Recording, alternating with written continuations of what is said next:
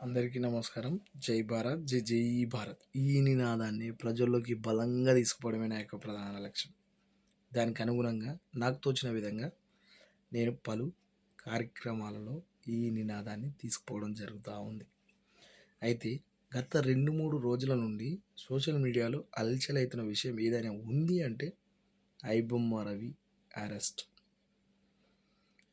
ఆయన అరెస్టును నిరసిస్తూ సమర్థిస్తూ చాలామంది ప్రజలు ఆయనకు మద్దతు తెలియజేస్తూ ఉన్నారు.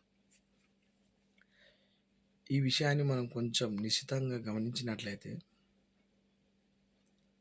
ఎందుకు ఇలా జరుగుతుంది, ఆయన చేసింది అక్రమమైనప్పటికీ కూడా ప్రజల నుండి భారీగా మద్దతు రావడానికి గల కారణాలు అవినీతి. ఎందుకు ఈ మాట అంటున్నానంటే, మన భారతదేశంలో అవినీతి పరులపై ఉన్నటువంటి కేసుల యొక్క విచారణ సంవత్సరాల తరబడి జరుగుతూనే ఉంటుంది. ఎవరైతే అవినీతి ఆరోపణలు ఎదుర్కొంటున్న వ్యక్తి ఆ కేసుల యొక్క తీర్పు కానీ దర్యాప్తు కానీ జరుగుతూనే ఉంటుంది. ఆయన చనిపోయినా కూడా ఆ కేసు యొక్క తీర్పు రాకపోవడం.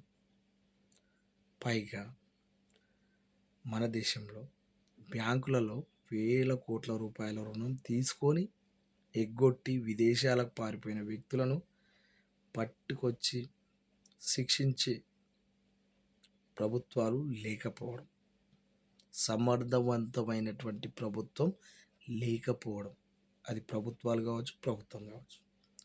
అదేవిధంగా ఏ ప్రభుత్వ ఉద్యోగి అయినా, ఏ రాజకీయ నాయకుడు ఇంట్లో అయినా, ఏ వ్యాపారవేత్త ఇంట్లో అయినా ఐటీ రైట్స్ జరగగానే భారీగా అవినీతి సొమ్ము దొరకడం. ఇందులో ముఖ్యంగా మనం గమనించాల్సింది ఏందో తెలుసా? మన దేశంలో ఒక న్యాయ వ్యవస్థలో ప్రముఖుని ఇంట్లో, ఒక న్యాయవాది ఇంట్లో భారీగా కాలిపోతున్నటువంటి డబ్బు దొరకడం మనమందరం కళ్ళ ఎదుట చూసాం. ఇలా చెప్పుకుంటూ పోతే ఉదాహరణకు మన హైదరాబాద్లో సినీ ఇండస్ట్రీకి సంబంధించిన ప్రముఖులు డ్రగ్స్ కేసులో పట్టుబడితే ఎంతమందికి శిక్ష పడింది, ఏ విచారణ జరిగింది, ప్రజలకు ఏమైనా అవగాహన ఉందా? అదేమైనా తీర్పు వచ్చిందా అంటే అది లేదు. ఇలా చెప్పుకుంటూ పోతే అందుకే ప్రజలకు మన దేశంలో ఉన్న వ్యవస్థల మీద ఏ చిన్న నమ్మకం కూడా లేదు. ఎందుకంటే ఏ సామాన్యుడైనా సరే, ఎవరైనా సరే ప్రభుత్వం యొక్క కార్యాలయాల తలుపు తట్టితే ఖచ్చితంగా లంచం ఇవ్వాల్సిందే, తన పని తాను చేసుకోవాల్సిందే. అది గమ్మున. ఇలా చెప్పుకుంటూ పోతే ఎన్నో ఉదాహరణలు ఉన్నాయి. అందుకేనేమో ప్రజల నుండి ఇలాంటి ఒక వ్యతిరేకమైనటువంటి భావన కూడా ప్రజలలో రావడం మనం గమనించాల్సిన విషయం. ఇది దేశానికి, దేశ అభివృద్ధికి, దేశ సమగ్రతకు, దేశ ఐక్యతకు ఎంత మాత్రం మంచిది కాదు. కానీ ప్రజలకు తెలుసు, వాళ్ళు ఎప్పుడు ఎలా స్పందించాలో అందరికీ తెలుసు. కానీ దేశంలో జరుగుతున్నటువంటి అవినీతి పట్ల, అన్యాయం పట్ల, అరాచకాల పట్ల తీవ్ర ఆవేదనతోటి ప్రజలు ఉన్నారు. కాబట్టి ఇలాంటి విషయాలు, వ్యతిరేక పవనాలు మనం చూడాల్సిన పరిస్థితి ఏర్పడుతుంది. ఇంకో ఉదాహరణ చెప్తాను. ఒక ప్రాంతీయ పార్టీలో పనిచేస్తున్నటువంటి రాజకీయ నాయకుల ఇళ్లలో ఈడీ రైడ్స్ జరగగానే వాళ్ళందరూ ఒక కేంద్ర ప్రభుత్వానికి సంబంధించిన ఒక పార్టీలో, జాతీయ పార్టీలో చేరగానే ఆ కేసుల విచారణ, ఆ దర్యాప్తు ఏది ఉండదు.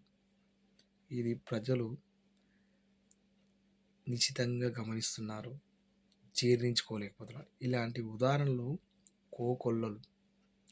మన దేశంలో డబ్బున్న వాడికి న్యాయం, ధర్మాన్ని అధర్మం చేస్తారు, న్యాయాన్ని అన్యాయం చేస్తారు. ఇవన్నీ ప్రజలు గమనిస్తున్నారు కాబట్టి ఇలా తిరగబడుతున్నారు. కాబట్టి ప్రజల నుండి ఇలాంటి వ్యతిరేక పవనాలు రావడం దేశానికి ఎంతమాత్రం మంచిది కాదు. దేశ సమగ్రత కానీ దేశ ఐక్యతకు కానీ ఇది ఎంతమాత్రం సమంజసం కాదు. కాబట్టి ప్రభుత్వాలు, ముఖ్యంగా ప్రముఖులు, దేశంలో వివిధ రంగాల్లో ఉన్నటువంటి ప్రముఖులు స్పందించాలి. దేశంలో జరుగుతున్నటువంటి అవినీతి గురించైనా, ప్రభుత్వాలు చేస్తున్న అరాచకాల గురించైనా ప్రశ్నించే తత్వం రావాలి. అక్కడి నుండి ప్రజలు కూడా తిరగబడడం జరుగుతుంది.